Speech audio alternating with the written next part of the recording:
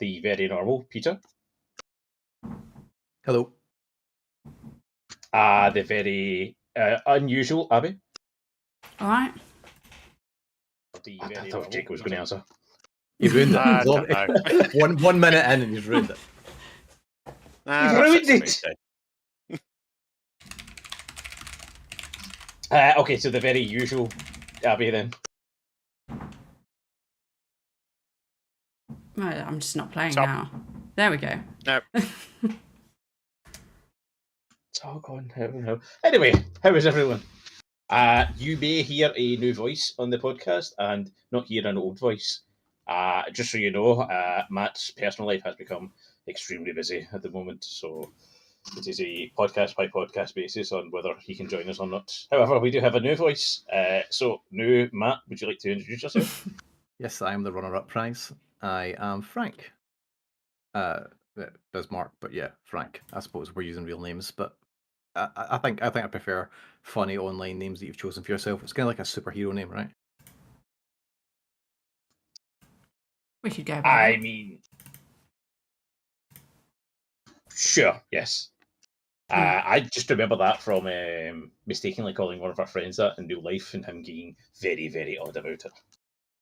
Yeah, to be fair, some people's online name does come from their their nickname. You know, pointing no toasters at anyone. Yeah. It'd be nice if found out why that called that, one reason for another, so we don't have to infer it. At this point, I think he just likes the fact that it's a secret and it's not actually all that big a deal, really. But he just likes it. No one knows. It's the mystery. I'm just going to assume he did something about toaster. As you all know, real names have power, especially in the Warhammer universe. I was going to say, are you a fae by any chance? No comment. Although real names do have power in the real world as well. I once went on a date and someone wanted to know my full real name because they wanted to do a criminal record search on me. So there you go. Oh. There is technically power in real names, it seems. Fair enough. I suppose you can't be too careful. It's a little weird on a first date, not going to lie. Yeah. Can I see your driver's license, ID and insurance, please? And what kind of experience has that person had to basically just screen you like that? Or are you just that off-putting? I don't know what I want to answer because one, either I damn my gender or I damn myself. God damn, there's no winning. But everyone doing well? I hope so. Apologies for the length between podcasts at the moment. We're hoping to try and get into a more regular schedule, but it's the summer and these things do happen. So do apologise to everyone for being away for, was it 3 months at this point? 2? Jesus. I don't know if we've done one since the charity stream. Yeah. We've done one since, I hope. Was that in It's April? a low pressure situation then. Yeah, pretty much. Yeah, 2 months, yeah, because we did the Switch 2 episode. Ah, yes, I remember. Yeah. Popular topic. Yeah, where we complained about £70 games, $80 games. And our main topic today definitely jumped on that as soon as they could. We'll get to you later. But anyway, first. I was disappointed with the Steam the Steam Deck. No, I was disappointed with the Switch 2 for a variety of reasons, and the primary one that really stuck out was just how unusable the controllers still are when you detach them from the device. Like something that's supposed to be portable for multiplayer games. How could they not have learned that lesson? Like they got the kickstand better, so clearly they took some feedback. Someone at some point must have at least tried to use it at a pub. But did no one think every controller, when you're using it detached, it feels like using one of those cheap Mad Catz controllers you got for like £10 when you were a kid? You know, when you couldn't afford like a £60 Nintendo 64 controller, you spent a tenner on the weird shaped ones. That's what they all feel like. Yeah, the one where they couldn't have 3 different grips, so they just melded 2 together. Oh, you remember it? Wow. Did I make you use that? Probably. I mean, that's friend over controller. Yeah. You have to use the budget controller. Unless if you don't bring your own controller, then you get what you're given. Yeah. The thing that annoyed me about it, more than anything else, was the fact that it's an LCD screen and they're still charging £430 for it. I believe it was Linus Tech Tips posted something which is fair enough as an LCD screen, but if you look at the price point, that means that they're probably going to plan a Switch 2 Pro, which will have an OLED screen and is probably going to be about another 20%, 30% more expensive. At which point it's basically a PS5, right? I mean, yeah, I'm pretty sure I bought my PS5 for, I think, about $420. So, yeah. It's just the prices for me, not just the games, but you keep comparing that to a Steam Deck. It's a no-brainer. It's, I want to say, what's it, about £50, £60 cheaper for the same spec on a Steam Deck, plus the games are cheaper. What are you buying it apart from just getting the Nintendo exclusive games? I actually think all this ties really well into the main topic as well, because the Steam Deck, there was a pretty cool fan project called the Steam Brick. I don't know if anyone's seen that. No, Essentially, what actually. someone. No. It's interesting. I'll get a link for you in a second. But essentially, someone took their Steam Deck, they tore it apart, and they took only the compute elements and the storage elements out of it. So essentially, no controller, like no screen, none of that, and they put all the functional parts inside a little 3D printed case. If you're familiar with a Raspberry Pi, it looks a little bit like a Raspberry Pi, but it was still fully functional. It was essentially, imagine a video games console, but tiny. So plug it into your TV, use a USB controller, and you had all the compute power of the Steam Deck, but it was in this tiny little form factor. If you stripped out the cost of the screen and the cost of a battery and controllers and all these things and touchpads, the cost of a Steam Deck would be a lot lower, but functionally it's still operated as one. Now, for a console like the Switch, you have to imagine there are going to be a subset of people who are using it in docked mode, because it's a relatively low power console by today's standards. It's always been the case. If you just could have it as a compute module without the screen and all that stuff, imagine what the price could be. I appreciate they've got to have the markup, but if they could knock 100 or 150 quid off it by not having bigger screens and things, then it might end up being a very popular alternative. Yeah, Especially so. that I know that very few people use it as a handheld. As a handheld, it's fine if you're going somewhere, but how often do you see someone sitting on the bus with a Switch? Not in the UK, anyway. Not if you want to keep your Switch. Also true. I remember seeing a great picture years ago. It was so good that I almost feel like it has to be staged. This was before the pandemic. It was 3 people on a subway, and the first person had a mask on. The second person was playing a VR game on the subway, like full VR on, controller in hand, and the person next to him had headphones on. So it was like, speak no evil. Yeah. See no evil. Don't Apple I'm not in the Apple ecosystem, but don't they have their VR headset very much like in the world now? So people are using it, as a productivity tool. By which I mean they pretend it's like a laptop. They turn it on and they will sit on the tube as if they're sitting at their desk. It sounds like some crap thing that Apple would do and probably charge like $1,500 for it. Yeah, it's not even VR; it's AR. So Yeah, it's AR, isn't it? Yeah. Yeah. I mean, it definitely has its place, but I would not feel comfortable using an AR headset. But I wonder how many years it'll take before just using devices like that is like using a phone. People just don't even think twice about it. Yeah, take a seismic shift. It reminds me of the Google Glass, which just didn't catch on at all. Have you not been getting spammed with adverts for that though? I appreciate you guys probably have a variety of ad blockers, but when I'm using YouTube on my phone, at least 30% of all the ads I see are for the Ray-Ban Meta glasses. No, can't say I do. Yeah, essentially, it is kind of like a light AR. It's Facebook Meta, obviously, that are Facebook Meta metaverse type stuff built into actual Ray-Ban glasses. And they don't look, I'll be honest, they don't look terrible. But it's interesting because they essentially function like a sort of a search engine. They can do like live translating things. I've not looked into them, but they looked to me like the first iteration of something that you would maybe be okay leaving your house with and might not get bullied for wearing. I think Facebook likes to advertise those to me. Usually like various celebrities wearing them, because I remember seeing like prices start from £300 and thinking that's a lot for a pair of glasses without actually ever clicking on it and realising that that's what it is. £300 for any Ray-Bans seems pretty reasonable. I don't think you're going to get them for much less than 200 these days. I don't think that... Well, I got some at duty free that were nowhere near that much. But yeah, like retail maybe.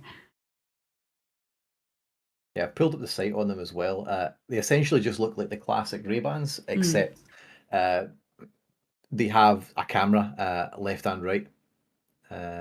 Funnily enough, the white glasses look really strange because it looks like a black lens.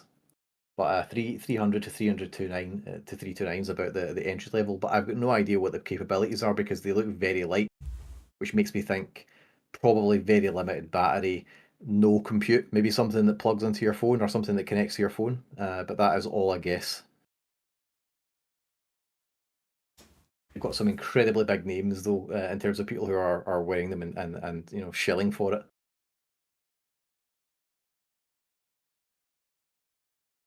Like, well, they've got Thor. Yeah, I was going to say I thought I saw Chris Hemsworth wearing. Yeah, they also have those. Yes, I've seen those. Yeah. Yeah. Now you know what I'm talking about. Yes, I get them all the time. I think is it Cara Delevingne doing it as well, or am I going crazy? One of the Kardashians, I think, is too. Yeah, pretty sure it's the mum, is it not? Yeah, that's right. The fact I could even remember their last name, never mind their first, is impressive, honestly. I prefer the Kardashians myself. Is this going to derail into like a Gul Dukat discussion? Because we've got some pretty strong views on how DS9 went out. Okay, I'll maybe save that for another episode. it's a series, is what it is. DS9 is multifaceted. Such a good show. But at first come on, I was just like, is this just Babylon 5 Star Trek edition? I mean, I'm pretty sure the makers of Babylon 5 did sue them. Really? Pretty sure, yeah. I mean, because I'm pretty sure they went to them and were like, oh, yeah, would you like a Star Trek show about this? They're like, nah, we're good. Then they took a gamble. It turns out recycling Next Generation characters is a really good way of making good episodes. Mm. They knew what they were doing. They had to pick the best characters as well. Worf, we will destroy them.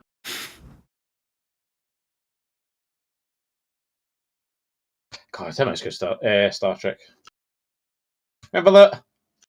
Remember when Star Trek was good? Like, it ended terribly, but Enterprise had potential. I feel it was starting to hit its groove. You know, it could have gone somewhere. But they were right. There was a lot of burnout happening, and it was becoming the Marvel Cinematic Universe because they were just pumping out episodes of Star Trek in new series. Yeah, I'm glad Star Trek Discovery came out when it did. I can't say I've watched all of it, and it did go a little bit awry, but it was some of the best Star Trek I had seen since the 90s. We like Strange New Worlds. I wasn't a fan of Discovery. I've not seen it, but I've heard literally nothing but good things about it. Yeah, it's like a return to classic Star Trek, but like consistently good. That doesn't sound like classic Star Trek at all. Well, Next Generation level then. I stand by what I said. I watched it 5 times, but it really is. Right, like the best of it then, but all the time. Like there's not really any bad episodes, even the musical one. Oh, they've done a musical one. Why is there always a musical episode? Right. Josh Whedon. That's why. Yeah, it's his fault. He's got a lot to answer for, and not just because he's an awful person. It's actually, we've discussed this in a bit more detail, but it seems that awful people make artistically good things. They're literally wired differently, it would seem. I need to remind you about not only the musical episode, but the episode of Buffy where no one can speak. They Hush. won an award for that. That's Mm. Hush. Yeah, I think it was the only episode that won an award. They won a legit award for that. It's funny, like one of the worst seasons contained one of the best episodes they've ever done. That wasn't in season 7. But one of the worst. I would take season 4 over season 7 any day. Yeah, that's an easy choice. Yeah, but you're right. Season 4 isn't that much better. Riley, how dare he? Is that season 4? Yeah. Yeah. God, I thought it was season 5. I think he was in it for a bit. There's of a lot 5. less good Buffy than I thought.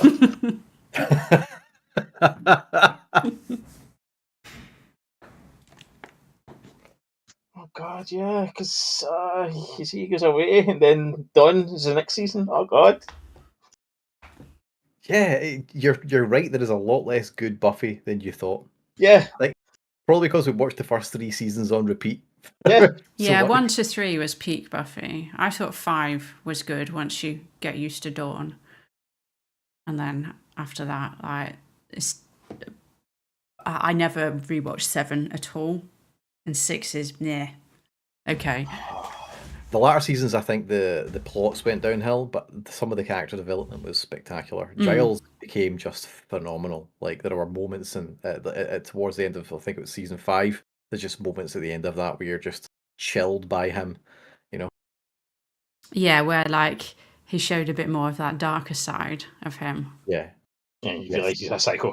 Yeah, and when you say darker side, you don't mean when you see that he is actually a little bit of a playboy, right? Well, I more meant the bit when he just, like, murdered Ben. Yeah, I mean that as opposed to Buffy goes there and the person he's just slept with answers the door. Oh, yeah. Oh, right, I didn't realise you were actually a human being. I just thought you were a librarian. Oh, I was thinking the episode where Joyce and Giles become teenagers again. One of the best quotes in the whole Buffy is, "You had sex with my mom on the hood of a police car twice." Shouts that as she walks out the door because she's reading her mind, if you remember that. Oh, yeah. I don't remember that.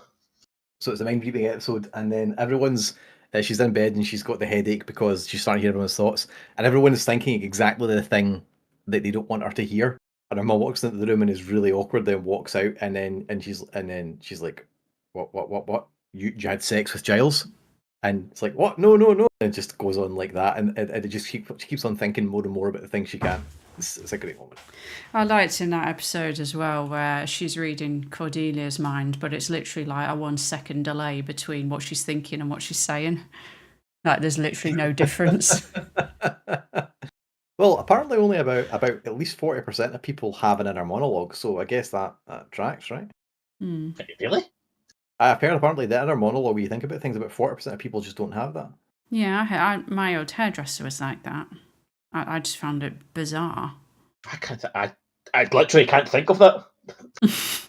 Your inner monologue was confused by that statement? Yeah.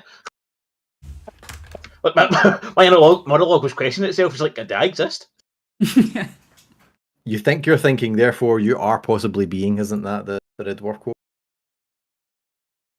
When Rimmer is considering if he exists or not. It's not I think, therefore I am. It's a play on that. It's much easier to get if you've read the books. Yeah, I'm one of those guys. Read the Red Dwarf books, they're great. I didn't know there were books. Popeye.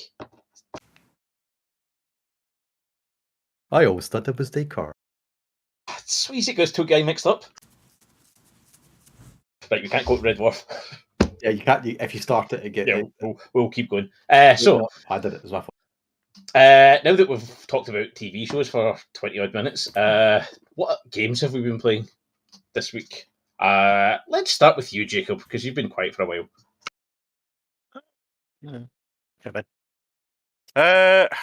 What have I been doing? I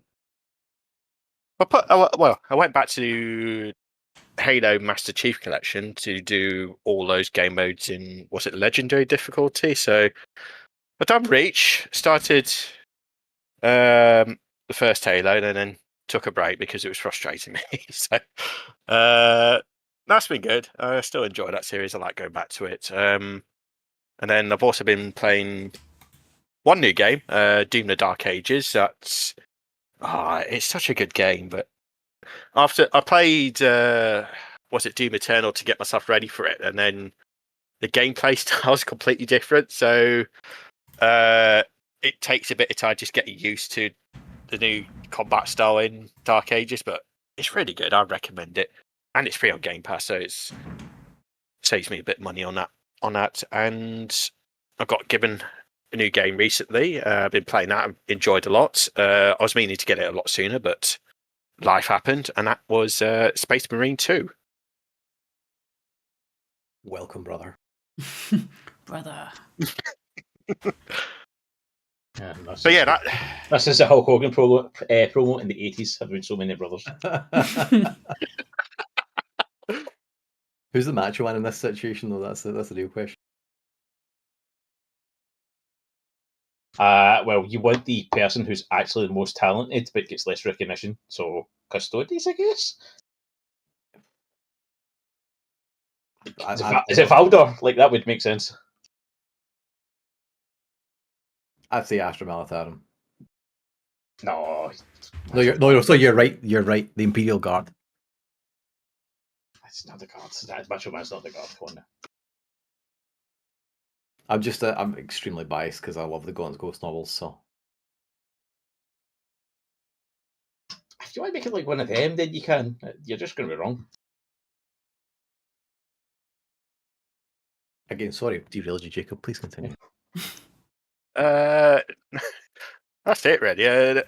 There's been other games here and there, so but no, Space Marine 2 is really good. It's one of those games I've been meaning to get for ages. I just never got round to it for some reason. So I must admit I don't know much about the Warhammer lore, but it's a fun game. I can't recommend it more.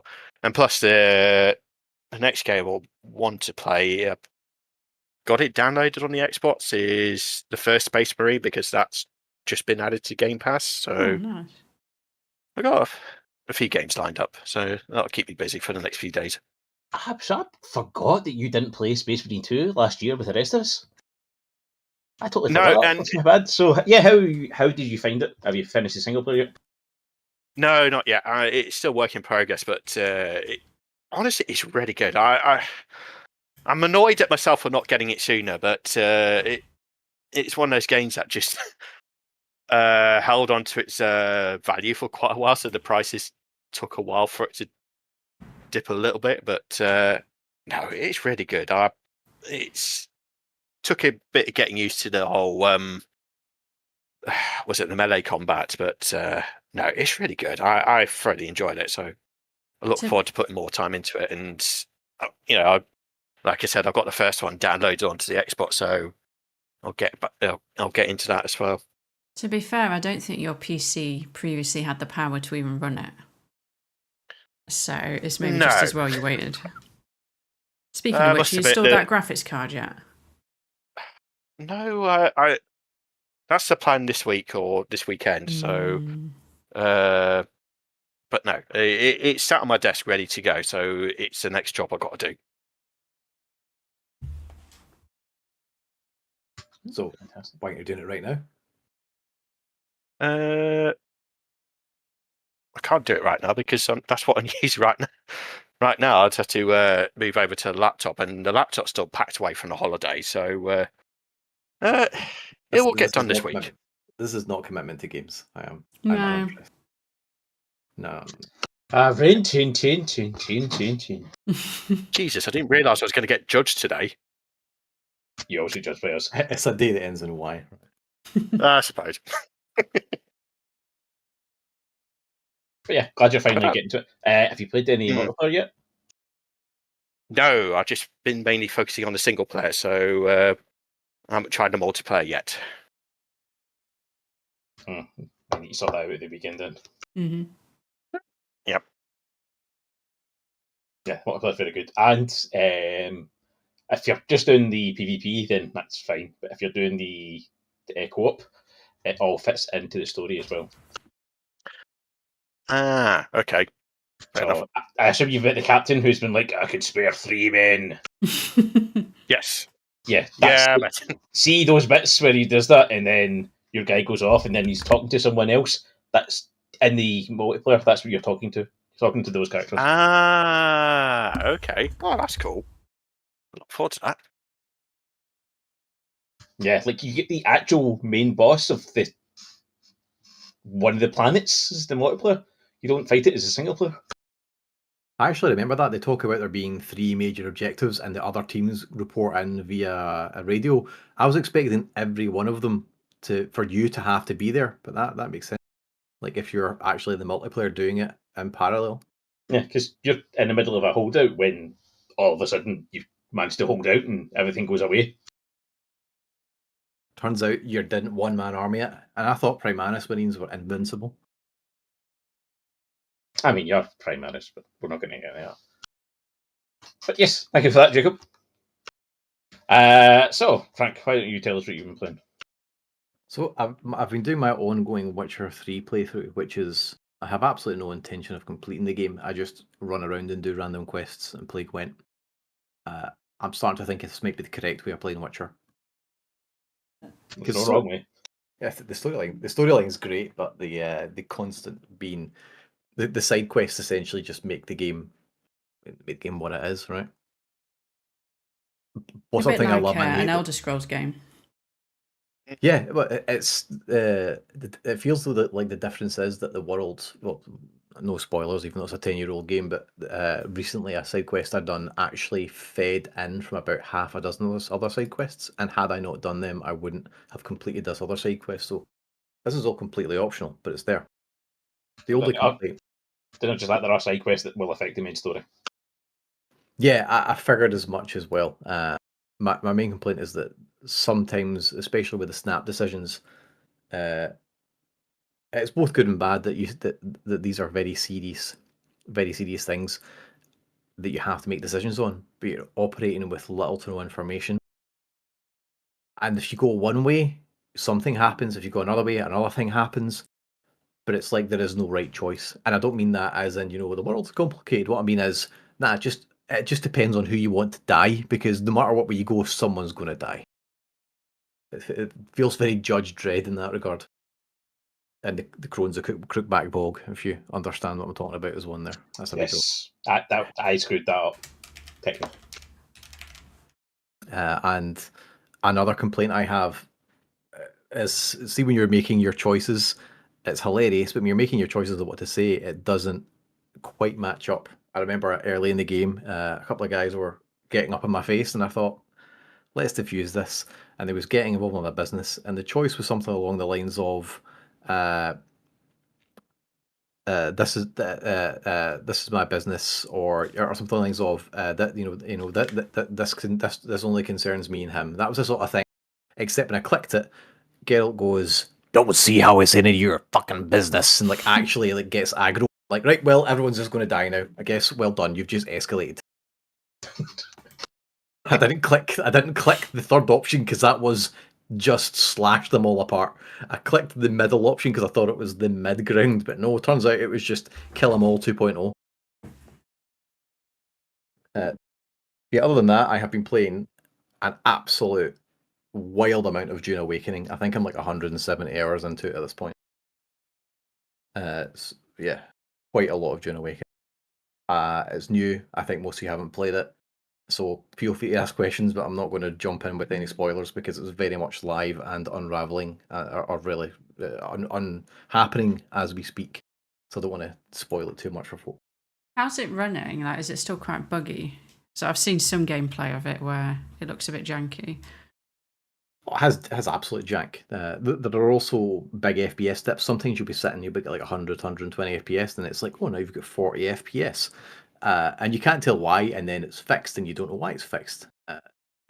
Absolutely happens. Like, this is not a massive quadruple A studio that have created this, right? This is the guys that made Conan Exiles. And if you played that game, you know exactly just how janky it gets. So it's very much there. Is it unplayably bad? Not by a long shot. It's very much together enough to play. There are bugs and you do get weird things that happens, but it's not even. I wouldn't even say it's worth mentioning too much. Primarily because the bugs set you back in time; they don't actually ruin the game a lot of the time. And the storyline, I quite enjoy the storyline. I thought it was going to be a very light amount of storyline, and then straight into like sort of mad PvP base building, sort of Rust style. But I love a good Risk. I love a good Rust myself.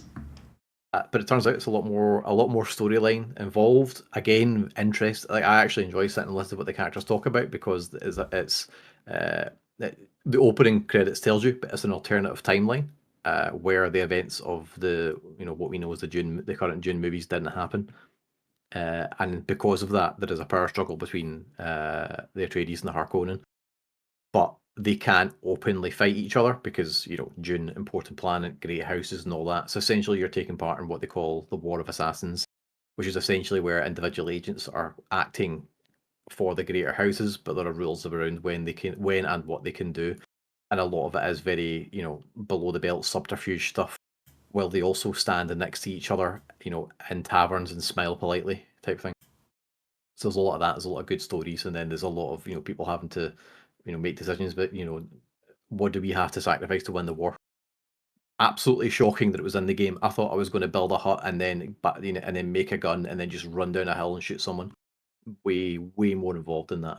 I would argue the PvE part of it is the best chunk of the game, and people will enjoy playing it. Don't need to bother interacting with other people almost at all. Okay. You can play through the storyline, and you can play through just the main quest. And there's also a whole bunch of side quests as well. And there's been a big push from the community. It seemed that I think they were going to essentially that was going to be the end of PvE, and it was going to be a PvP game. But I think the developers have received the message that actually the PvE side of it is what people are way more into.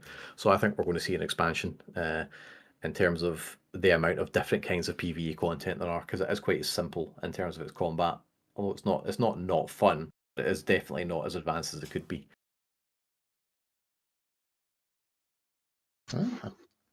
Sounds interesting. Seeing that there's more like things you can do in it, like more story is interesting. Because I assumed it was just going to be just plain survival game, which I have literally zero interest in. Yeah, the survival aspect of it's there, and don't get me wrong, you definitely do a whole bunch of base building, but you don't. Arguably, you're both better playing it with a group because it makes the survival element of it a lot more trivial. So you only need to build one of each thing, and if you've got 4 people out grabbing all the mats for it, it's a lot quicker. But at the same time, a lot of the story is very solo focused. Like you can go and do things together, but you are absolutely getting the cutscenes individually. You're not as a group getting pulled into a cutscene and things. So it's not quite a smooth process there. But doing the storyline gives you the research points you need to progress the survival as well. So they are kind of tied together. As you want to move up the tech tree and move into new areas and do new things and get new technology, you have to have the research points. You can get those by doing random, strange grinds, but it is wildly time consuming. The quickest way to progress up the tech tree is to just do missions because they just throw rewards at you for it. That's pretty cool. I was going to say to people, I don't know when you want to get into it, but it's worth getting into, and it might be that in 6 months' time, this is just a very different game. I don't think it's not worth playing just now. You can play through it just now and really enjoy it, but I think in 6 to 12 months' time, there's going to be a second playthrough of it, and it's going to be a different beast altogether. And probably really good. Hopefully they continue in the direction. Just as a side note, they released our first major patch after I think the game's been out for 2 weeks, and it was like 600 separate changes, something like that. It's huge. Not perfect, but they're clearly putting the work in. They've not just put it out there and left it to rot. They're putting the time in. That's pretty crazy. Yeah, so is that all you've been playing? Yes, that is it. I bought Schedule 1, but I've not played it yet, so that remains to be seen.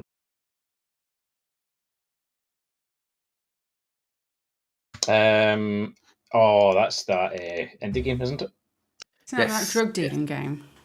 It is, although it's been likened to Factorio, which might mean I have to give up the next month of my life, so we'll see.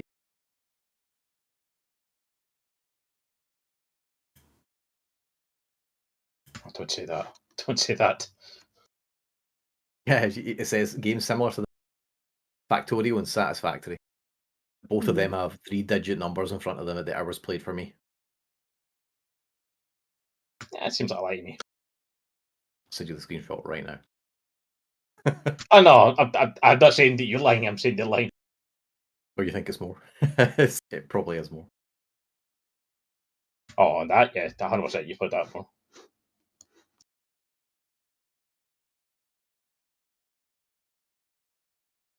Yeah, thanks a lot for that. So, did I ask the question, or do you just ask yourself it while you've been playing? Or sorry, Abby. I completely skipped you there. I'm going to just shut up and let Pete do the running. I was going to go next anyway. I'm going to finish on Abby. Thanks for asking. I have been playing Space Marine as well. Just get back into it. Just because of the Siege mods, want to try that out. Never actually got to play it, just played the 2 missions, wasn't it, we played over the weekend? Oh yeah, we did a bit of operations, didn't we? Yeah. Yeah, to try and level up to play Siege mode a bit better. Yeah, I didn't realise it was going to be like that intense. I didn't realise it was going to be like continuing on your characters from the operations mods. Oh, it's so difficult. Yeah, I've not tried it yet, but the way you and Toaster were talking about it, yeah, it seems like it's going to be a hell of a time. I think we'll be okay for the first 5 rounds, and then it's after that it seems to all go downhill. But me and Tony have either played with bots or with randoms, so like having like you there might actually help quite significantly. I don't know, bots are pretty good. I mean, to be fair, the bots are pretty good at not dying and then helping you up. Honestly, that's all I want from a bot most of the time. Like, that's more than a lot of bots are able to do. Looking at you, Dead by Daylight. Leroy Jenkins bots. They just do. I don't like it. Yeah, so I'm playing that. I got back into the First Ascendant again because I wanted a game where I could just shoot things. And I said to Frank as well during the week, I kind of wanted to I should have just played Warframe, I'm sure, but I already had First Ascendant there. I was like, sure, I'll just give it another shot. I go in, I shoot things, and then I log off. I'm doing the typical grind where it's like, okay, so to get that, I need to read this a couple of times. Okay, well, I'll do that, right? And shooting a couple of things, right? Cool. So I've got that, right? So I need that other thing to get this research done. Okay, right, I'll do that. And then before I know it, it's like, 5 hours have passed. It's just one of those games where just that thing happens. I imagine Dune is probably very similar in some respects. You can definitely go down the rabbit hole. It gets especially bad when you have an objective. You know, you're like, well, obvious ones are ornithopters. When you realise, oh my god, the next tier contains an ornithopter. I get those, and suddenly your life becomes, where's my ornithopter? I have seen, I don't know if they fixed this yet or not, but I've seen apparently a lot of the PvP was just playing, bug squish with an ornithopter on other people. So that's definitely possible. I'm gonna throw this out there, alienate certain members of the audience, but I think that's more prevalent on American servers. You absolutely get people fighting over stuff. Our server actually isn't that bad. People do fight over stuff. People absolutely fight all the time. But for the most part, it reminds me of EVE Online. Like the end game reminds me of EVE Online. So people will charge you for protection, for example. You get half a dozen guys out here ready to protect you. You need to pay them a third of your yield, for example. That sort of stuff happens. And there's other ones where people will protect particular spawns because they don't want other folk getting those resources. So it's definitely a thing that happens.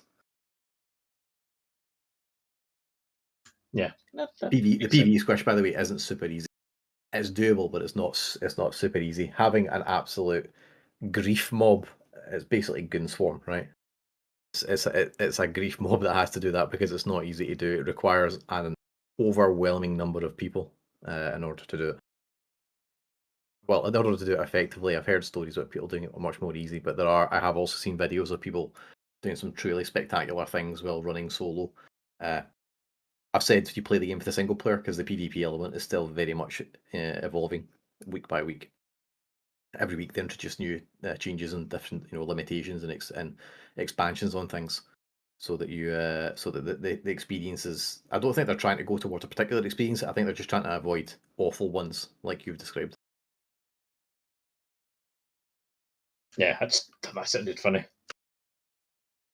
Well, it really is funny until you understand the amount of effort that goes into getting one of them big copters, and then you see people squish it, and you're like, "Oh, that stings. That hurts me." That's like the empathy you feel when you see the guy getting hit with the nuts with football video. Hands moment. Yeah, it's funny, but also you wince. Yeah. So yeah, but that's First Ascendant. You shoot things, and it's very Korean. If that makes sense to people, it's very Korean MMO. Infinite grind and lots of cosmetics. Yes, particular types of cosmetics. Maybe you could describe it as like a strip poker game because you pay to take clothes off, right? Pretty much, yeah. So you're playing strip poker. Good to know. Yeah, unless it's a male character, in which case you put clothes on. They get the cool armor, but the female, weird, like, their cool armor just seems to remove it. I don't get it. It's very strange. That's weird. I wonder Yeah. what age the people are who buy those armors. Yeah. Reminds me of, oh God, I can't remember the YouTube channel now, where they do the bikini armor. It's like, oh, look, so much protection. Ah! Viva La Duck League. Is that it? Yeah, I think Viva that's La it. Duck, they do a lot of good skits on that stuff. Yeah, you've also got a good skit on Dead by Daylight as well. I have seen that, yeah. I've seen quite a bit of that. I do enjoy their Witcher skits as well. They are quite funny. I've not seen them. I imagine it'd be good though. Yeah, it's Witcher logic. They've done a whole bunch of it. They've moved into Patreon, so you're probably finding that a lot of like their stuff is a lot more delayed now. So you're seeing older content or just like highlights because they're putting out full videos on Patreon, but their production quality has just shot through the roof. Get some money then, good. They deserve it. Absolutely. Yeah. And the other game I played this week is not this week, but in our break, is Alan Wake 2. I've not got a lot into it. I've essentially just unlocked both characters. But yeah, I really loved Alan Wake 1, and this seems even more Alan Wake. It's a really long game. It took me forever to play Is it. it? Well, it took me a long time to play it, but I did it on stream, so I did it like a couple of hours at a time. But it feels a much bigger game than the first one. I recently replayed the first one a couple of months ago. I genuinely really enjoyed the first game. I was talking to Zen about this, and he loved recounting the story of how it was the first day release, and they went in and it was already like manager special. Back when people used to actually buy physical games, and he got it for like 20 quid on day one. And I, of course, borrowed it because I'm was a broke bum and couldn't afford games for my Xbox. Really enjoyed it. Played through it recently. I can see it's not aged particularly well, and you can also see the Sam Lake formula. But I'm very excited to see the second one. I've still not played through it, but I've just got so much that has been on the play card, and I know that Alan Wake 2 is one of them games that I need to give. I can't just play it and then stop and move on to something else. I have to give it like undivided attention till I'm done. Yeah, it's still not on Steam yet as well. So Also, another good reason why I can't bother with it because I really why dislike Epic. Really Yeah. dislike Epic. I mean, I know why. Like, if the game wouldn't have got made without Epic, but yeah, it's still annoying. It's that catch-22. Do you want to support Alan Wake games? Yeah. Do you want to support Epic? No. It's like the Apple lawsuit they have. It's like, I hate agreeing with somebody I don't like. Even a broke clock's right twice a day. That's true.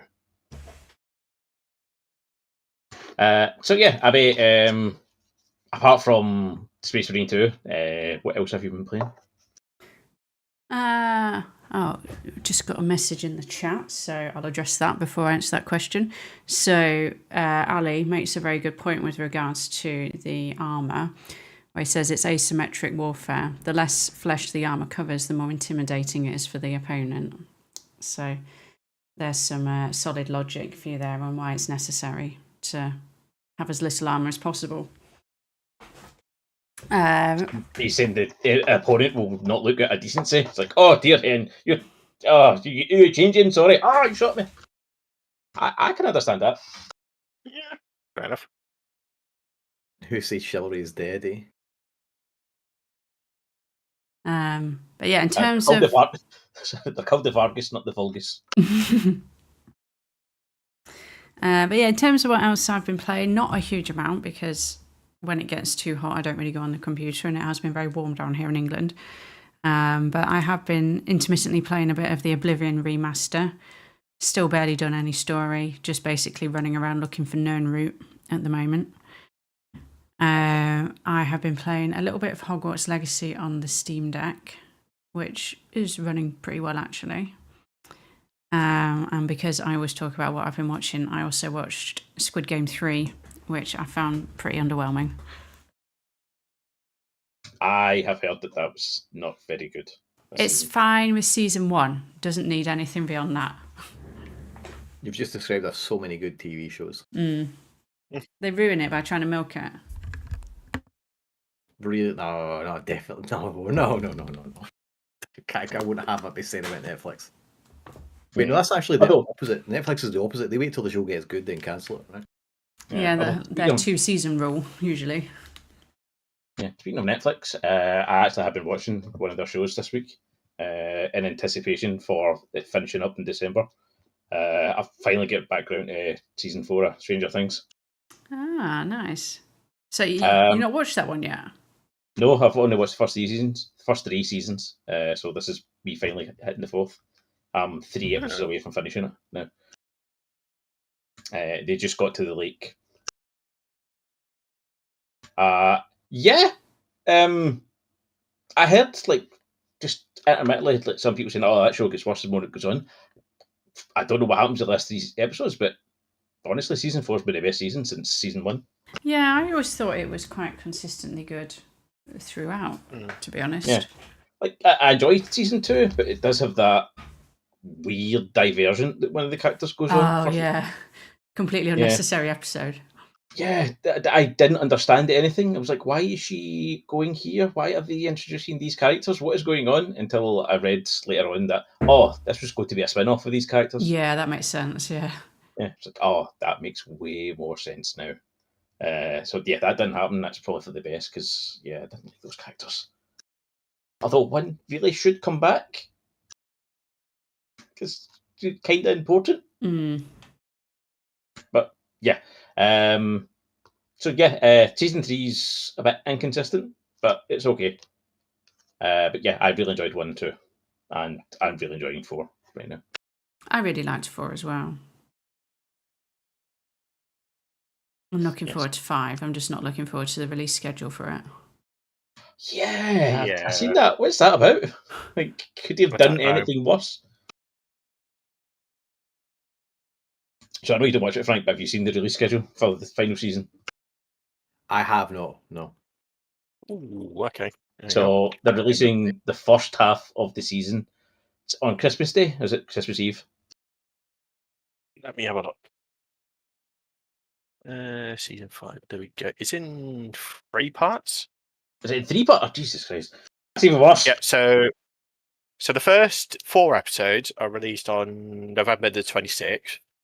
Then the next 3 episodes are released on Christmas Day. And then the final episode's on New Year's Eve. That is rubbish. Great, because obviously I'll be doing nothing those days. Those are all 3 days, definitely. They did something similar with Cobra Kai as well. They basically split the final season into 2, into 3, but over a much longer time period. So we get blocks of 3 or 4 episodes and then have to wait a couple of months for the next ones. So it felt like the final season was dragged out over the course of about a year. Gotta get your subscription money. That is what it's the reason, isn't it? Yeah, I see your game, Netflix. Enigma says, problem is the more popular streaming shows get, the longer they take between seasons. And I don't mind. Yeah, I don't mind if like it's worth the wait. Like Severance had quite a long wait between season 1 and 2, and I thought that was a really solid show. Stranger Things is always a really long wait, and so far has been worth it. Squid Game was not worth the wait. So yeah, like I'd rather wait a bit longer than just churn things out just for the sake of it. But it's a lottery either way, isn't it? Yeah. Well, speaking of countries, companies screwing us over. I mean, we know about countries doing it, but speaking of companies doing it, how about we go into the news? You're really going to have to narrow that one down, let's be honest. Yeah. I mean, it's every news story we've got, pretty much. Except maybe one. Well, I think this first one is maybe wishful thinking. Yeah, that's EA doing its best impression of Square Enix. So, EA reportedly expects Battlefield 6 to have 100 million players, which is 3 times more than the series' bestseller. Is this concurrent? I think it's just like owning the game. Right. But even still, 100 million players concurrent would be insane. I don't think League of Legends gets that. Between the lines, maybe they're going to make it available free to play on one of the EA passes or the Xbox Pass. Oh no! I'd much rather they focus on making sure the game works at launch. It's 2025. It's been 15 years since we've had a Battlefield game that functioned properly. Let's not expect. I know it's wishful thinking, but yeah. You can file that. Battlefield. Yeah, you can file that where you keep your hope for like Half-Life 3 and things like that. Yeah, well, I'll put it where, what's it, the next Splinter Cell game, Yeah. but even that's losing hope, so... Let's not talk about Ubisoft because we'll be here all day. No, that's yeah. Yeah, and we could because a lawsuit came out or finished up with them, and yeah, we'll not talk about it. But yeah, they do not go out looking very well. Let's just say the least on that. So yeah, do you expect this to hit half of this in any way, shape, or form? Because I don't. I think people are a bit burnt by the launch of 2042 as well. So, like, yeah, people said that about 1 and 5 as well, and 4. So it might make similar numbers to the others. Yeah. But like, I'm not seeing a lot of hype around it, apart from this fake hype here. What do you even have to service to support that? It's I don't know. And at the same time, with the prices of the games as well coming at launch, it's I don't think they publish a price for it, so I can't see that happening unless they make it free to play. Which Well, if it's £80, I'm not buying it. Yeah, no, I'm not that committed. I enjoy Battlefield. I play a reasonable amount of it. I've played more 2042 than I thought I had when I went and looked at my playtime. It was well in excess of 100 hours last year, and I've not looked since then. I think it's safe to say that I would like Battlefield to do well, and yeah, I would. Toast will definitely attest to the lengths that we went to when we were younger to get onto the latest Battlefield game, and also to just get in and playing it. Like we made mountains move, just to get on that game. Even the beta, like the Battlefield 2 beta, for example, or the open demo was wild, a great experience for us. So I want Battlefield to succeed. Also, have a lot of people who have met through playing Battlefield because it is just an intensely community-driven game. The problem is, though, and I've already said this to you folks, is that apart from the game can be great, but they make everything around it really hard. They make actually playing the game difficult. I feel like I'm watching. It does feel like they're going down the whole YouTube Shorts, TikTok style approach to things in 2042, where you get into a game, you play for 10, 15 minutes, and then you get kicked out, and you're waiting for 10 minutes to get back in again. It's just this constant low attention span game thing, and the refusal to give the community control of things by community servers because they want to cultivate an experience that they are in control of. Like, I get it, it's not a great experience when random power tripping clan members decide they're going to kick people, but also that's one server in X however how many. The vast majority of the time the community really tries to look after the game as best it can. And when you have community servers, it encourages community. That's it, quite simply. That was lacking from 2042, so it's not surprising that it dropped off so fast, because just playing with your friends was hard. Max group size 4, okay, how do you play with more people as a workaround? But by the time the workaround kicks in, you're out of the game and into a new server again. It's really difficult to just get in the game and play with your friends. Just think about it. It's a Friday night, it's a Saturday night, everyone's online, and you want to spend an hour or two just playing a game. It isn't Battlefield. It just isn't Battlefield, because you can't. So unless they solve that problem, I know quite a few people who are just not going to go back to it, and it'll be the first one they've not only the first Battlefield they've not bought, but the first one they've not went all in on, one of the massive packages for. That's a shame, but after the way the last one launched, I can't say I blame them. No. They only have themselves to blame for it. Yeah, they also ended support for it far too early. The portal mode that they had, that struck me as the future of Battlefield. It had an unreal amount of potential. No pun intended. Well, of course, no pun intended. Use Frostbite, not Unreal. But they didn't bother developing it. That kind of plays into maybe one of the other stories we can chat about, but it feels like they didn't spend the time developing the tools to develop the game. So it was just easier to give up rather than make it an easier game to support.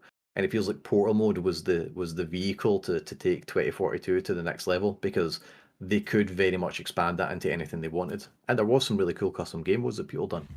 I think I just used that to play the 1942 maps.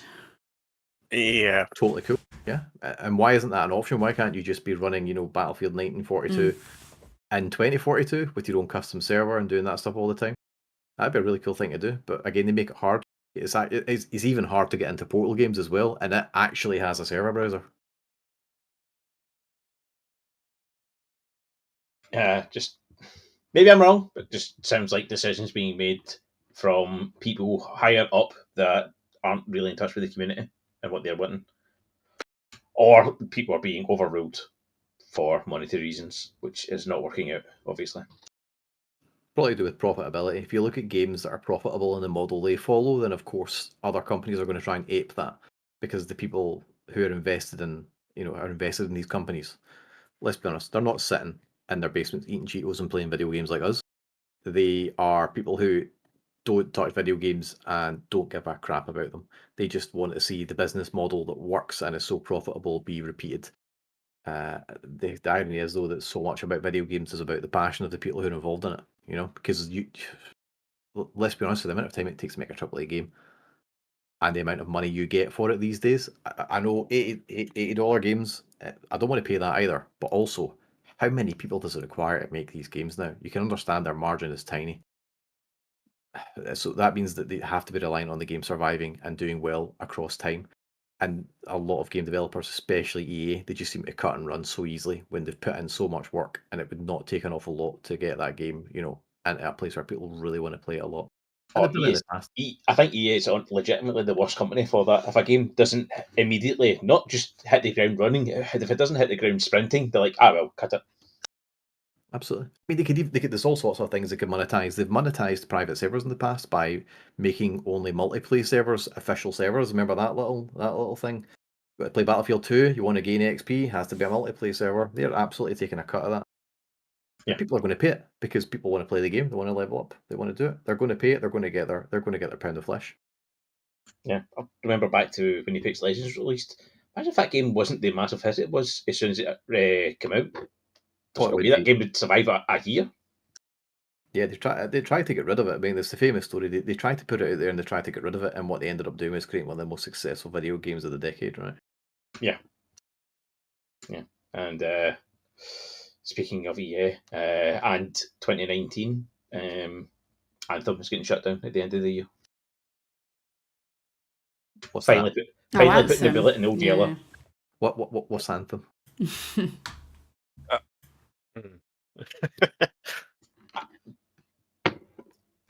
It was fun to fly around. But then they ruined that by giving you a stamina meter.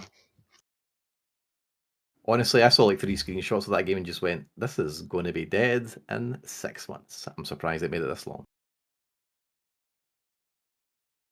I mean, they killed content for it. Like, yeah, I don't even know if it made 6 months of content, honestly. When any company commits to like a 5-year or a 10-year plan, then you're like, well, that's a lie. I mean, Destiny did, and they're paying for that now. They did commit to it, but they also I don't really agree with their strategy. But they probably made money off it. But I mean, if you look at the amount of content they released in a time period, Destiny was just like any other MMO with a $10 a month, subscription, because we're basically releasing a $30 expansion, and I'm using air quotes like as if you can see me waving my hands around, but it was a $30 expansion every quarter, basically, right? Yeah. It was just a subscription you were paying to do the latest dungeons. Yeah, but once the cosmetics started, they started easing off on that and just made it yearly, but not for more content, as far as I could see. They loved removing content, in fact. Yeah, I knew this was coming. I am always going to be better at them because they literally killed everything I bought in the game. Yeah. I remember, I can't remember what the expansion was, but one of the expansions came back, and I was like, I've not played Destiny in a couple of years. I'll go back, and I went back and I finished off I think it was like the Curse of Osiris expansion. I was like, right, I'll finish that off because I never finished it, so I played it and did that. So, okay, new expansion comes, and it's like, oh, the darkness is covering these planets. It's like, that's weird. Just looked, I went, oh, it seems like I've got no content to play. Why is this? And then looked into it and found out that, oh, if I hadn't played that Curse of Osiris when I did, I would never got to play it, even though I'd bought it. So yeah, fuck Bungie. I don't care anymore. If only companies would stop killing games. No, actually, I'm going to have to stop you there. I'm going to have to stop you there, Abby. 2 seconds while I bring up IRS. Yeah, Abby, if you just switch to Miss Paint, I'll spend the next 30 minutes talking about why you're wrong. Okay. So, next news item. There's a whole bunch that have been put up that I'm going to leave just now because it kind of comes into our main topic, which maybe we should just switch to that because I just realised the time. Just very quickly, Helldivers 2 is coming to Xbox. I think that's pretty exciting. I've seen some tweets that people are going to be trying to troll Xbox players because apparently PlayStation people don't like Xbox, and it's a war. We're all against each other. Like, I didn't vote Democrat or Republican. I just voted to play democracy. All right. I think that the console war is back. We can just strap portable hell bombs to them. Like, they'll love it. I am the portable hell bomb delivery machine. I've successfully survived at least once. I did like the trailer that somebody jumped into the hole with one. Yeah. That was good.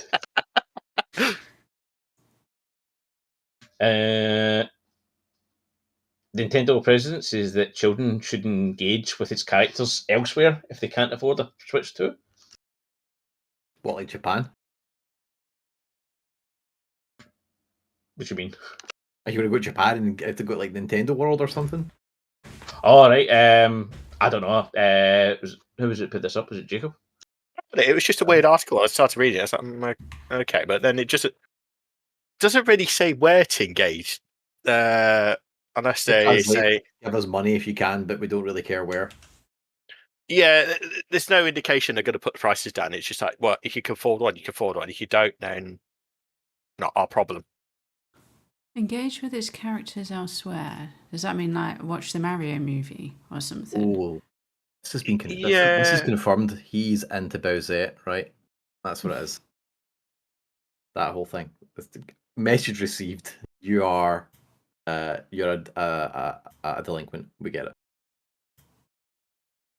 Are we talking about Jacob here? No, Nintendo, but also yes, I guess so. It's not enough. Bowsette doesn't have enough tentacles for Jacob. For goodness sake. Oh, it's been a while since we got a tentacle reference in, to be fair. I was hoping people forgot about it. Well, Matt's not here to make it, so I have to step Yeah. in. Oh yeah, who's going to talk about Game Pass in his absence as well? I Uh, think so- Jacob's mentioned it a couple of times. Yeah, at the start. That's the only positive we're going to get from that, I think. yeah. And they have said that Helldivers won't come to Game Pass. And they said Hell Pass then. Oh, that's a much better name. Why didn't they call it that? Yeah.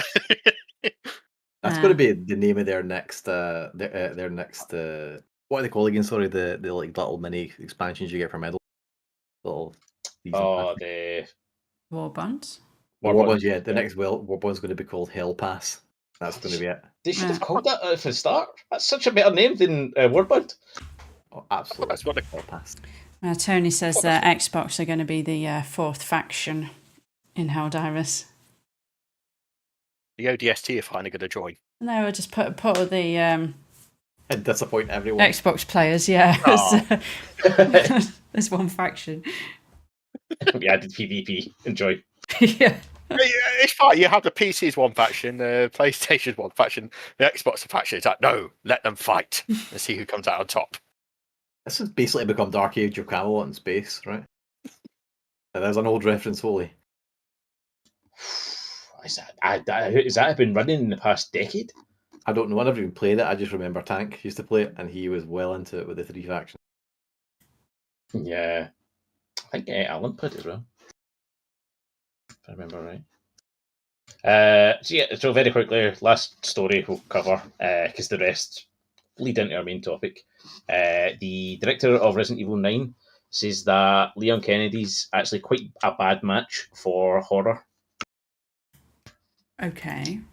And I get what he's saying, and he's technically correct. Is it because he's too But pretty? Best form No. correct. I think it's more because he... sorry, I forgot about interference. Okay. I think it's because if you played Resident Evil 4 all the way through, he just kind of makes jokes about things that are objectively horrifying. Yeah. So in order to keep up with the character, I think they want to stay away from that. I get it, but I'm going to disagree because I want to see my Mopey boy back. It's just his coping strategy. Exactly. For a lot. We could So. do some fanfic on why it is just a trauma response and he actually has PTSD. We could make it work. Mm-hmm. Also, I kind of get it though, because the main characters have become almost like superheroes. But that is not the character's fault. That's the fault of the people who are making all the content, where it's very much Metal Gear Solid, right? Metal Gear Solid started off as a kind of stealthy game. It was a little bit super realistic. And then you play Metal Gear Solid 4 and Resurgence, and you go, these people are just ninjas. They are just immortal ninjas. That's what it is. There is no two ways about it. I guess if you're in survival horror, you really have to feel like you're in danger and there's a threat of dying there. Lara Croft as that reboot is a much better fit for that when you think about it. I suppose Tony says he's more associated with action rather than horror. If you think about the games that Leon's in. After 4, 100%, because 4 was 3 was a start of it, but 4 was the complete twist. It had scary moments. I mean, we all hated the Regenerators, and also, by the way, in the remake, how did they make them more awful? But I know. Most of the game is quite action. Yeah, and then 5 and 6 lean more into the action and further away from the horror, and then realise how much of a mistake that was. Hands up, I've not completed 5 yet, and I've attempted 6 times. I've finished 5. 5 was the first Resident Evil game I played. Same. Oh God, why? I don't have a good answer to that question, to be honest. My first console was an Xbox, but I'm fairly certain there must have been a Resident Evil game that came out on that. I think Nintendo had locked down at that point, right? I yeah, played 5 honest- on the 360. I was going to say, I think 5 was the first Resident Evil on an Xbox. Well, there you go. There's my Yeah. excuse. I played 5 first because there was a free demo you could play of it on 360. So yeah, then avoided 6 like the plague until a couple of years ago, where I picked the game up for like £2, which was £2 too expensive. But Did they pay you £2? no, I paid them £2. That was a mistake. Oh, you get done. Yeah, I played through it and I was just like, yeah, I shouldn't have done that. Yeah, but they've got a good, like, the recent remakes are all very good. And Yeah. 8 are good. So, I'll see what happens with 9. I'm excited for 9. Yeah, it would be weird if they don't have any of the original characters come back. Yeah, I think they're they're hiding them. I think it'll be like a dual protagonist, and we just haven't seen who the other one is yet. Yeah, it'd be so weird going back to Raccoon City without them having anyone from the past there. Exactly. Yeah, just as long as it's not Chris. Has it been confirmed if it's first or third person yet? It's both. You get a pick. Was there any boulders to bash in the next one? Not as far as I know. All right, then it's not Chris. Then. Yeah, no need for Chris now. Chris has had a couple of games, so let's get Leon back, or Claire, or like anyone else. Joe. Claire's not been in a mainline game since Code Veronica, so yeah. Did Code Veronica canonically happen though at this point? Yeah, 100%. So what's You the name? definitely need to remake. I appreciate all the remakes coming, but it should have been Code Veronica. That's probably the least played of the mainline Resident Evil games. I didn't even think it was mainline. But that really sets up Resident Evil 4, if you think about it, right? And then 5, because that's when Chris comes back. Tony says they should bring Wesker back.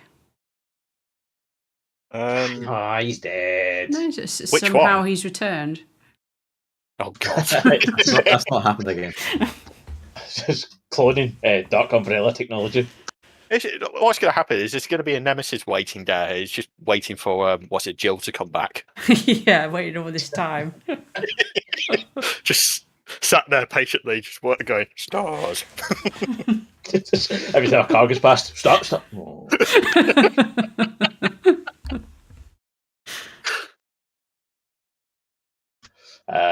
So, on to our main topic this week. Way over time. Microsoft, a bunch of bastards. The polite way of putting it, Jesus. I mean, I didn't fire like 9,000 employees last week, so I think I get the moral high ground on that. I think we've got some pretty good bullet points on that, considering we actually had a chat about this twice now. And we're saying that game devs getting fired is like it's like a monthly thing, and it's become a gig economy essentially. If you're a game dev, you're essentially just a contractor because you will be hired and fired, on the same the same company on the same game, and then you'll be gone. It's not like it was in the past where there are these famous people who are members of X development team for so many years and worked on 3 different titles, and then they moved and started their own company. It seems very much like game devs are just a commodity now.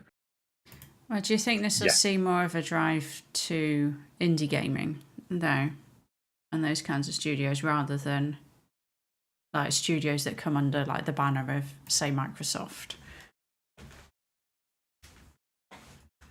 I know, I think it's still a risky industry, but like It's kind of circular. I did mention PopCap Games, but I had this conversation 20 years ago with Pete. You probably remember this, Pete, because you've got a fantastic memory for this stuff. But I was complaining about the lack of games being put out in terms of it was taking 4 to 5 years at that point for sequels to come out for things, like, see new content. And I was like, we should be investing more in bigger games. And you said, well, why would you bother? PopCap Games have got they've got the template for it. It takes one developer a couple of weeks to make one of those games, and it sells tens of thousands of copies, and the profit they make in it is absolutely spectacular. Like, for the amount it takes to just employ one dev to do that. And then we had the indie game explosion, that we had a massive indie game explosion in the late 2000s, right? We saw tons of these games appear, like almost out of nowhere, and just take the industry by storm at a time when it was like, we were starting to see the beginnings of the 3 Call of Duties in parallel development, so there was a release every year, Yeah.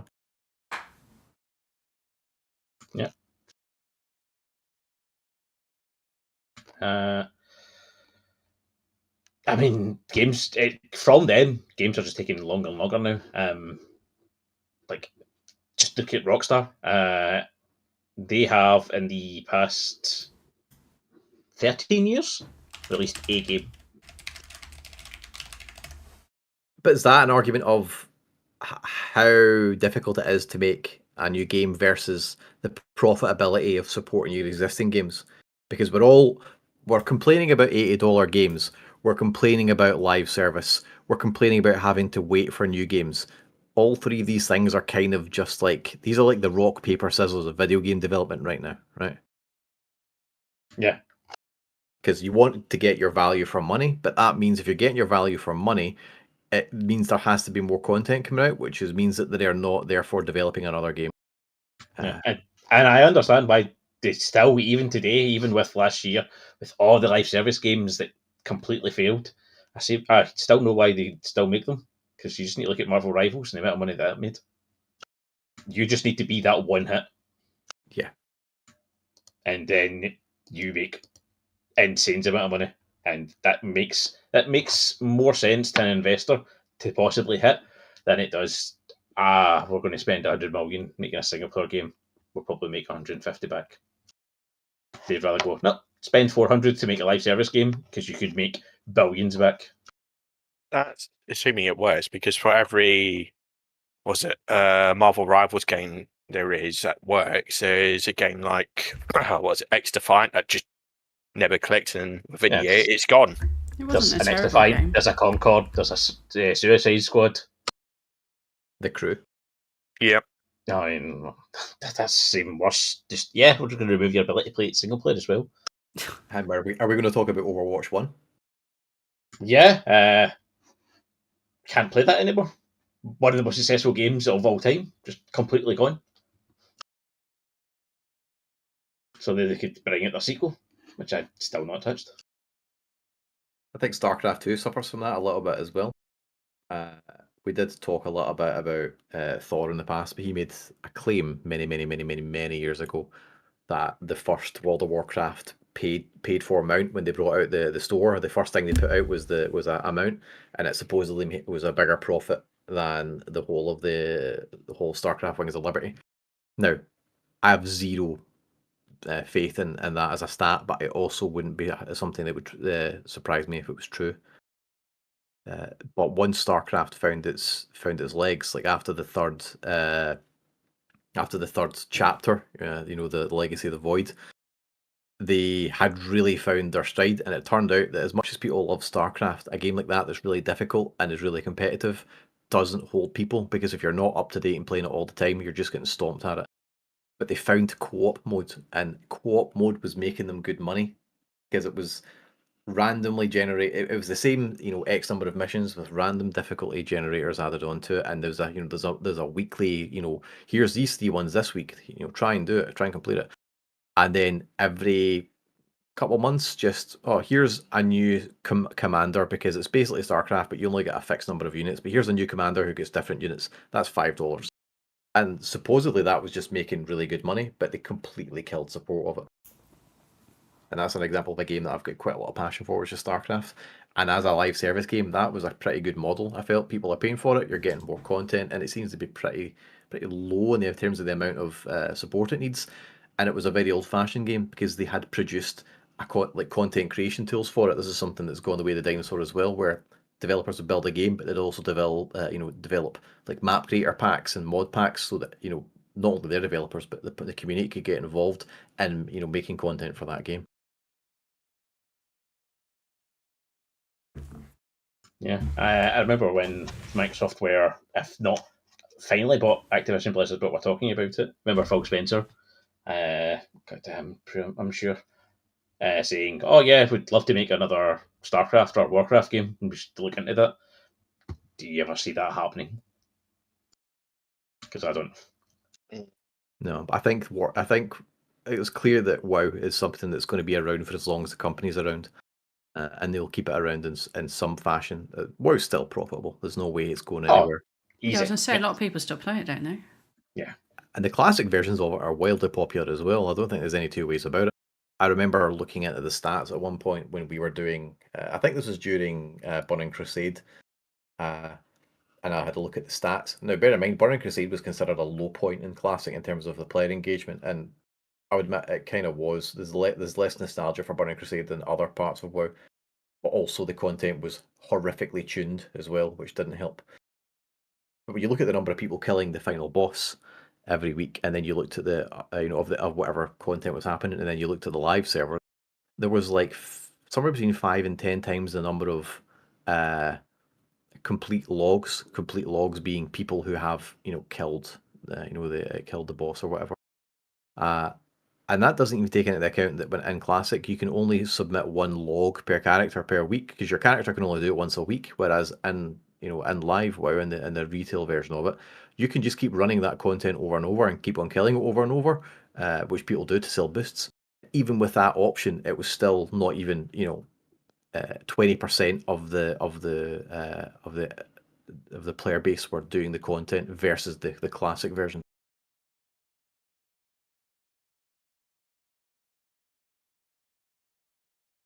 Yeah. I mean, to be fair, wasn't that during Shadowlands?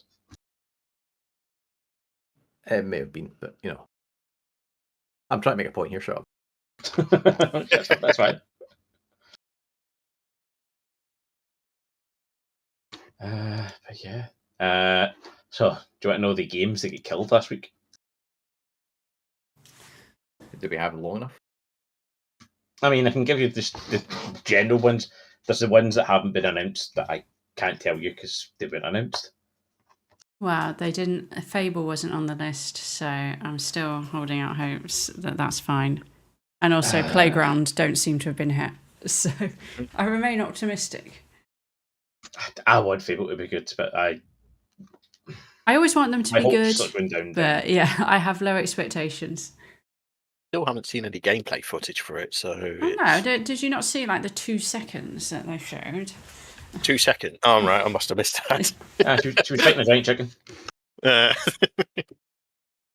there's a tiny bit of supposed gameplay mixed in with the trailers that we've had so far. Yeah. Okay. So, Everwild, which was Rare's new MMO, dead. Perfect Dark, dead. Zenimax's new MMO, dead. Forza Motorsports, dead. John Romero's new game, dead. Studio, gone. Is that it? That's just the announced games. There was like 3 unannounced games that also get killed. Like the ZeniMax one, like even more than Perfect Dark, which I will never forgive them for killing that because that game looked amazing. But I know there's a bit of controversy over how much they'd actually done, but I don't care. I wanted that game because it looked amazing. But the ZeniMax MMO, apparently Phil Spencer had played that like last year, and according to the quote, had to be dragged away because he found it so fun. Really? Yeah. Still, no, dead. The thing is, if you look at Microsoft as a company, if you look at their profit, they're making more money than ever. This is not done because Microsoft are having to, pull up their belt, have to tighten their belt because, they have to make hard decisions. No, it's doing it because we make a bit more money. We make shareholders a bit more value from this. Well, they have shut down studios before that have done well. So there's a precedent for that anyway. Yeah, that's how I'm dreading, just in case they do. I don't think they will, but if they do kill Fable, because literally about 5-6 years ago, I remember them saying, yeah, we should never have shut down Lionhead Studios. That was silly. We should try to focus. If we can't make a Fable game, what are we doing? And 5 years later, it looks like they're going to just stumble back into that again. Is this them shifting towards using AI more for game development? Or there was talk about more reliance on AI. also the potential Microsoft they're as a trying to kill whole are things. doing that anyway. There's also potential they're trying to kill. They're trying to kill potential competition, because if you think about it, there are a lot of companies that own a lot of IP, and if something comes out and it's looking decent, your options are do nothing about it, but potentially it goes somewhere and does something and becomes a much more expensive prospect, or potentially one of your competitors buys it and just mothballs it, because then buys it and then makes a bunch of money of it, or you could buy it first and then decide if you're going to mothball it or not, because technically you own it, you can go back to it at any point. So there's probably not an insignificant amount of that happening. The standard business practice of killing innovation by buying it before it reaches fruition, just so that you don't have to compete against it. Apparently, all the games that they showed in June are safe. So I hope you guys are excited for Black Ops. 76. Yeah, I can't remember what number it was. I don't think we've ever been more mad than at the end of that show. I don't think I've seen a group of, like, the end of a show. I don't think I've ever seen like a more consensus that was an awful game to finish it on than that. That just ruined the Not whole saying- showcase for me. Like, Yeah. Sorry, I had to take that back. There's one time I remember it being going worse. That was when they finished on Diablo Immortal. But when you're going into, the bad times of Blizzards, you're not in good company. I just remember watching that showcase and only being excited by maybe one game. The rest of them were just like, and then Call of Duty was just like, no, right then. Made sense for it to be last, but even still, it's just like, yeah, don't care. I know. And the trailer looked cool for the first minute or so. until you realise what the game is. Yeah, Yeah. the butterfly getting into the TV and stuff like that, and the CEO. I was like, what is this? Is this like... honestly, it looked a bit like Atomic Heart, but they did release the trailer for the sequel to that. It was like, what the hell is this? And then Nine Inch Nails kicks in, you're like, okay. And you see he's in a military uniform, you go, oh, no. I think that's why we were all mad, because they tricked us for the first part of the trailer. Yeah. He played us like a damn fiddle. I think the military uniform wasn't really a giveaway either, because if you're playing Call of Duty these days and you're not dressed as a clown. If you're playing the multiplayer, yeah. Yeah. Or Optimus Sabrina Prime, Carpenter or something. Yeah, Sister of Battle War, Nicki Minaj.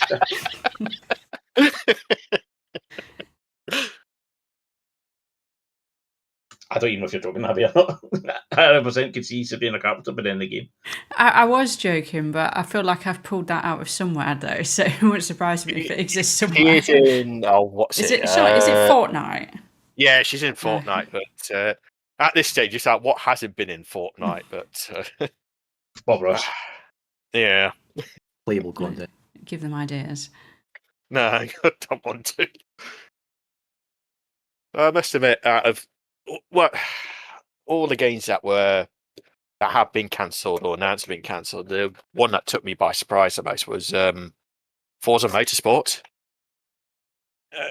For me, that was Microsoft's equivalent to their version of Gran Turismo, and then it's gone. So there's now quite a hefty size gap left in that market for Microsoft. I don't know if another game will fill it, or Are they still making Forza games? They were. I don't know much about like Forza, but like I know there's Forza Horizon. Is that like part of that franchise? It is. It is sort of like a spin-off. So that was the more open world arcade version, whereas Motorsport was the more sim-based game. But more people were playing Horizon, so that's why it's still here. But it was meant to alternate between Horizon and Motorsport. So right, okay. But no, but Forza's been going since. Well, the Motorsport has been going since the original Xbox, and it's a shame. It's I don't know who's going to take over the gap, really. Well, I know there's a lot of games out there that've got a pretty big following, like Assetto Corsa, for example. these games seem to be quite perennial. Like Forza was always, the next one that you get Need for Speed as well. But it does seem now that racing games are entering into that era where the sort of arcadey, fun style racing is on the way out, and people are way more into sim racing. You're even seeing F1 drivers now who are playing sim racing in their downtime and streaming it. So it's potential that the market is moving in that direction. That like, don't get me wrong, I would like to see as much as anyone a true another version of Road Rash, but I don't think it's quite get the appetite, or there is the appetite for it than there is for having just like really, really, really good physics and really, really, really realistic racing sims like there are just now. Well, the thing though is, like, for something that's as popular as racing, how many series is there left? There's Forza, Gran Turismo. There's Forza Horizon because they kill motorsport. There's Gran Turismo, which come out once a generation, maybe. That's probably down to Need for Speed every once in a while when EA remembers to own that series. That's it. And where's F-Zero? Where's the F-Zero? It's been decades. Yes. Where's F-Zero? Where's Wipeout? Yeah. Oh my god, Wipeout. Yes, thank you. Where's Burnout? Yes, EA. When is Burnout? They're not a Burnout 2 recently announced or recently released. Am I going crazy? I'm sure I heard there was a new Burnout game. I think Paradise was remastered, was it? Or I think so, yeah. Which, yeah, I remember when that came out and was the talk of everyone, and then they went, oh yeah, Burnout, really, really popular. Kill it. Genuinely, I hadn't played it, and someone just said, "Yeah, give this a shot." Was not expecting it. It kind of felt like Gran Turismo met Destruction Derby. What about Crazy Taxi? Yeah. There's a new one coming out of that, actually, Ali. Okay. Don't know when, but yes, that is coming out. That's not under the Microsoft banner, is it? No, that's Sega who own that. Ah, okay. That's right then. There's a lot of Burnout games. I've just googled that. There's a lot of Burnout games. They really pumped those out, didn't they, in the early 2000s? I mean, because you could back then. Games came out every year. Now, unless it's a sports game, and by a sports game, I mean basketball, American football, or football, then you don't get games every year anymore. Which is strange because now engines for games are much more readily available. Like Unreal Engine is just it's everywhere, right? So you're not having to build your game from scratch. You've got a platform to work from that has all the cool tools, but it's still such a huge, massively inflated process compared to the way it was, 10, 15 years ago. Yeah. Do you think that's due to people's expectations?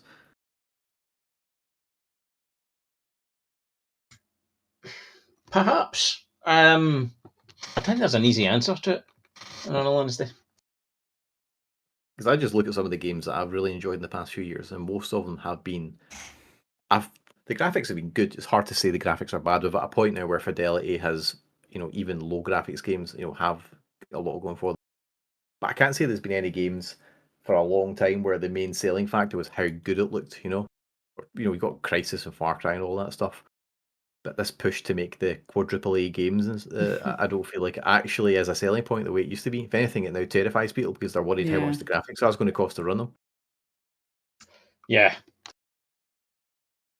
The price of games these days is actually insane. It's just probably, as you've said, to make money. They're trying to make they're trying to make the $1 billion game, right? So they feel like they have to invest into that. I think though Helldivers is one of the games that has proven that Helldivers looks spectacular, but it definitely isn't like on those extreme levels. But it doesn't have to be on those extreme levels to be successful and make a lot of money. Maybe video games companies will start to embrace this a bit more. Maybe we'll go back to small teams making games, or maybe Microsoft will say that is fundamentally not how game development works anymore. Maybe we're just not dedicated enough fans to spend 80 quid on a new game, or we're not committed enough. If you real fans will make it happen, okay? Who was it that said that? Yeah, it was Randy Pitchford, wasn't it? Yep. Psycho. Yeah, the direct quote from Microsoft on this when we were talking about the cancellation of Perfect Dark is, "How we make games is evolving. The idea of a single team under one roof really doesn't happen that often anymore." I'm Not gonna at be honest, Microsoft anyway. I think it needs to happen more. I mean, Mm. Hearthstone was Blizzard's attempt at doing that. They were like, "Yeah, everything's big. It's taking too long to make. We're going to focus on something small, a multi skilled team who are going to make a small, achievable project." And they came out with Hearthstone, which is basically just the equivalent of the ability to print money without going to prison.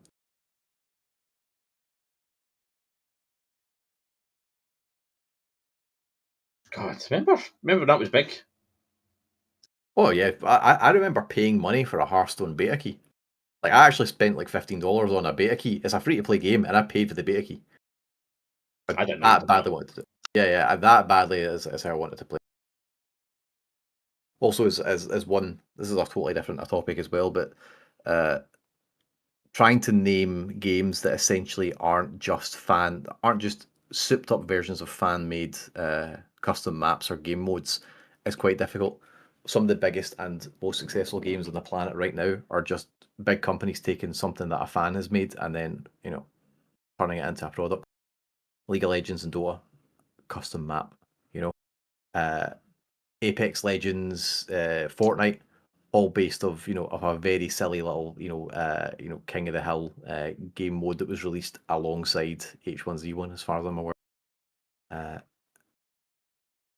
I think without these tools, it's going to be tough to see like real video game development, because if they're killing all these little studios who are making who are trying something new, the minute they don't seem to be profitable, then the evolution isn't going to happen the way it used to, right? Yeah, like there's no evolution happening in the AAA game space because games are taking so long to make and are so expensive that you can't take risks. Mm. And unfortunately, there's no like modding tools for the most part anymore. So It's mind-boggling, right? It's mind-boggling they just don't do that anymore. yeah, so there's no easy way to make things. There's no easy way to make a Dota. There's no easy way to make a H1Z1 Battle Royale mode. There's no easy ways to do that type of thing anymore. And these aren't even So tools necessarily that don't benefit them, because you can absolutely support a game by making content with really easy to use tools, because you don't need a fully fledged developer who's got years of experience. You just need someone who's got experience using your tool pack, yeah, Arguably, that's even better, because that means that people can't poach the people who work for you because their skill set is non-transferable at that point. yeah, because they're used to your system. Exactly, yeah. Whereas if they're bringing in people who are experts in Blender or whatever it is they're using, they can go and work anywhere. Well, they can go and work anywhere for 3 months till they get fired and then have to go somewhere else. Well, they'll get fired in a year. A year? Are you feeling? Are you Yeah. feeling lucky? Yeah. I've been optimistic, a year, and you find out, oh yeah, your game's profitable, and you made enough money. It was great. Still going to fire you though. Absolutely. Yeah, that list could have went on, by the way, about the fan made stuff, because you've got like your Team Fortress games, you've got like even Call of Duty Search and Destroy modes. They came from Counter Strike as well, which in itself was a mod. Dave Defeat's sort of capture the flag style pushing. I think Battlefield might actually be its own original idea, though. Let's be honest. I think it might be one of the few that was born of an original idea from a studio and not from a fan made mod. Yeah, Fortress was in 2001. Oh yeah. Which is a depressing amount of time to remember how long ago that was.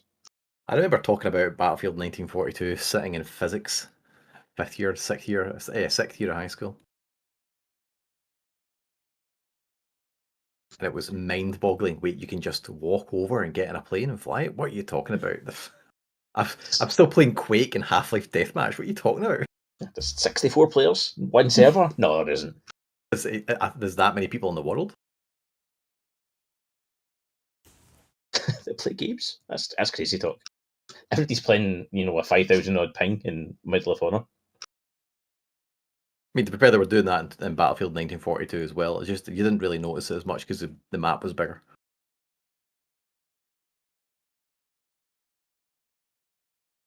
Oh, now that we've made you all feel like you're one step in the grave, why don't we call that a podcast? I quite enjoy some of the nostalgic chat. It took the edge off some of the shutdowns. Things used to be better. Makes you realise things could be as bad as they are. Yeah.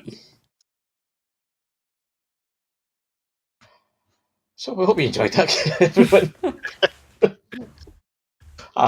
Thank you very much for listening.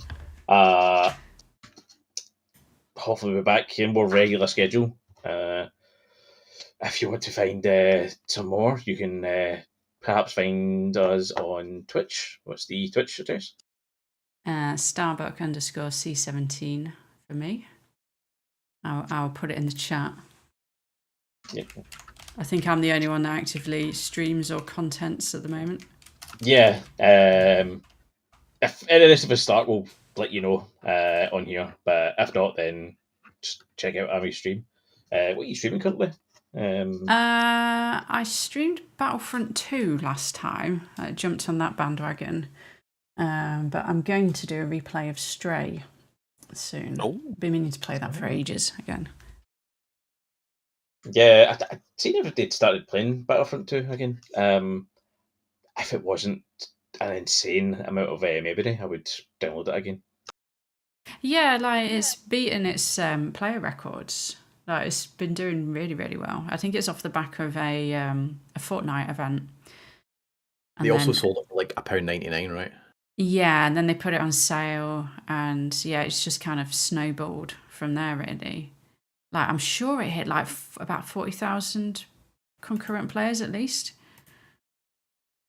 Which is crazy because that's just Steam, and that's on a platform it didn't exist on for what 4 or 5 years. Yeah, a lot of us have it on like Epic, I think. Or... Yeah, because they gave it away for free. Yes.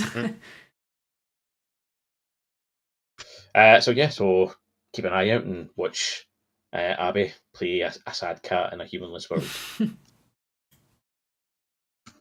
So everyone, thank you very much for listening. We'll hopefully see you back very soon for another edition of the JumpCrouch Podcast. Bye bye.